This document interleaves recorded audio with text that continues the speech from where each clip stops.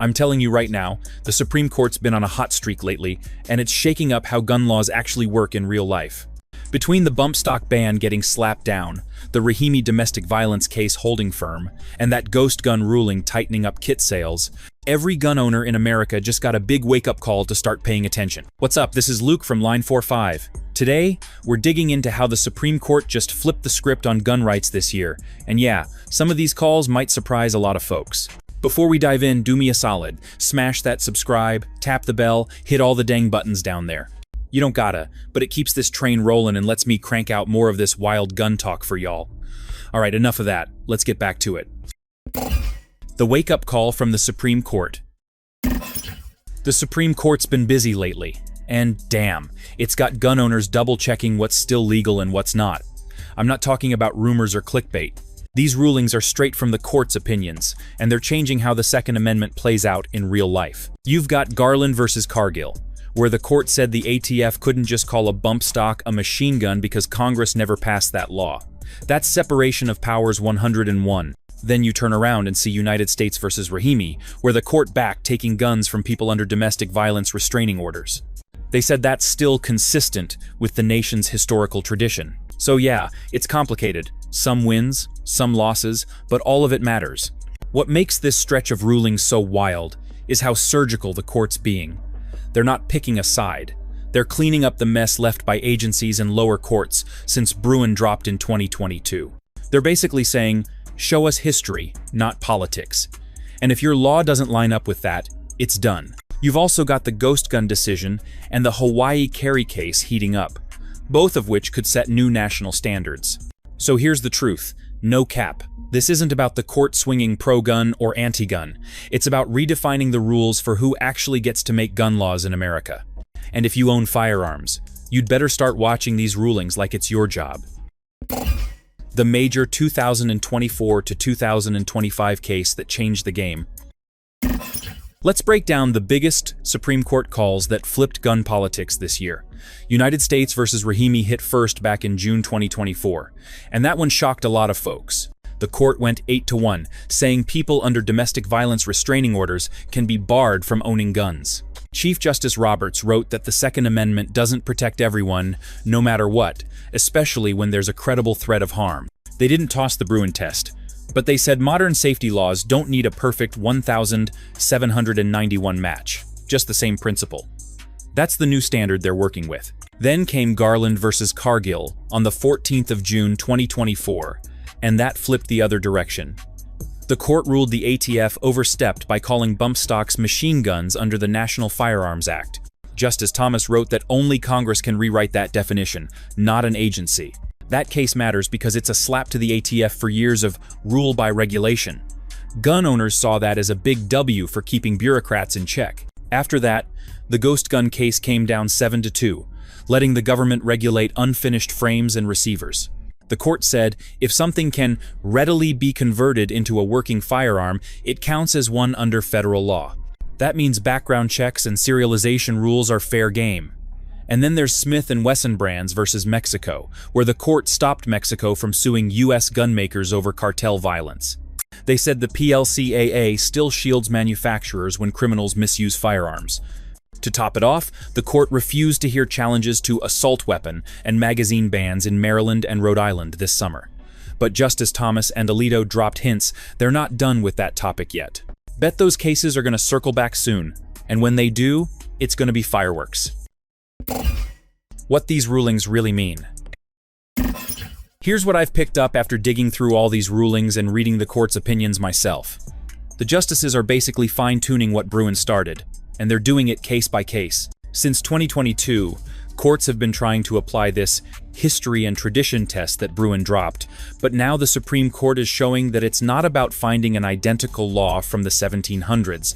In Rahimi, they said you just need a similar principle, like the government being able to disarm dangerous people. That's not a softening of gun rights. It's more like they're clarifying the rules so lower courts stop playing tug-of-war. No cap, this stuff matters because it decides what counts as constitutional the next time your state tries to ban something. The Cargill ruling told the ATF to chill with the overreach. Justice Thomas basically said, you can't rewrite a law just because you think it fits your policy. That's a shot across the bow at the whole idea of regulatory agencies freelancing gun definitions. It also lines up with how the court's been reigning in executive power in other cases. So from where I'm standing, the message is clear. If it's not written by Congress, it doesn't stick. Bet that's gonna ripple through every ATF rule on braces, frames, and maybe even pistol imports. Then there's the big picture. The justices are drawing a boundary line between tradition, power, and modern life. Gun rights are safe for now, but the leash on agencies and states just got shorter. Still, expect the chaos to keep rolling. Lower courts are split, state attorneys general are filing appeals left and right, and the Supreme Court can't clean it all up overnight. It's messy, but that's how real constitutional shifts always look before they settle. Real-world risks gun owners face in 2025. Looking at how 2025's shaping up, the legal side of gun ownership's turning into a minefield. State laws are moving faster than the courts can keep up. You've got new sensitive place restrictions in states like New York, New Jersey, and California, still hanging on even after multiple lawsuits. Those cases are stuck in circuit courts, waiting for direction after Bruin and Rahimi. Then you've got magazine limits in Maryland and Rhode Island that the Supreme Court refused to take this year, which means those bans are still active for now. Some states are even floating mandatory gun liability insurance again, like New Jersey's 2023 version that's back under appeal. It's a lot to track, and one bad read on the rules could land a good person in serious trouble. On top of that, executive actions and agency rules are still floating around, even after Cargill. The ATF's 2023 frame and receiver rule and the pistol brace rule are both under review again, but until the courts finish, enforcement stays patchy. That's why I always tell folks to double-check the Federal Register or their state AG's site before buying or building anything. The NICS system's still backed up too, which has caused legit delays for new buyers since last year. And don't sleep on cyber risks. Data leaks from gun stores and state registries have already exposed thousands of owners' info. So yeah, this isn't panic talk. It's the reality of owning guns in 2025. The landscape's shifting, and staying lazy about it ain't an option. Every gun owner needs to read the fine print before they hit buy. Practical steps for staying legal and prepared. When the laws keep flipping like this, the best move is to tighten up how you handle your stuff. I keep a running log of every firearm I own with serial numbers, purchase dates, and photos stored on an encrypted drive. If anything ever happens, a theft, a fire, or a law change, I've got proof. The ATF even recommends keeping personal firearm records in case a gun gets stolen or lost. I also signed up for my state attorney general's email updates and the NRA ILA legislative tracker. Say what you want about politics, but those alerts drop faster than most news outlets. That's how I caught wind of the Hawaii carry case before it blew up online. Gear-wise, invest in security before you splurge on optics. A proper gun safe rated UL, RSC, or better isn't cheap, but it'll protect you from break-ins and legal headaches if a kid or guest gets access. The FBI's data shows that around 43% of guns used in crimes were stolen, and that stat alone keeps me locking up every night. Self-defense insurance is also something more owners are getting into. Companies like USCCA and Second Call Defense offer legal protection if you're ever involved in a justified use of force case. Last thing, I make it a habit to show up at local town halls and gun rights hearings. Lawmakers notice when regular people, not just lobbyists, show up. No cap. Being plugged in like that keeps you ahead of the curve. The more informed you are, the less likely you'll ever get caught off guard.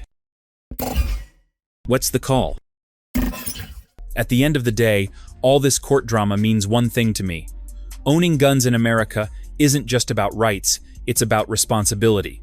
I train often, not because I'm scared, but because skill matters. The FBI's own data shows most defensive gun uses happen within 10 feet, and seconds decide everything. That's why I run drills at least once a month and hit a class once or twice a year. I also take time to talk to newer shooters at my range because too many people buy a firearm and never learn to use it safely. Training builds confidence, and confidence cuts accidents. That's the culture I want around me.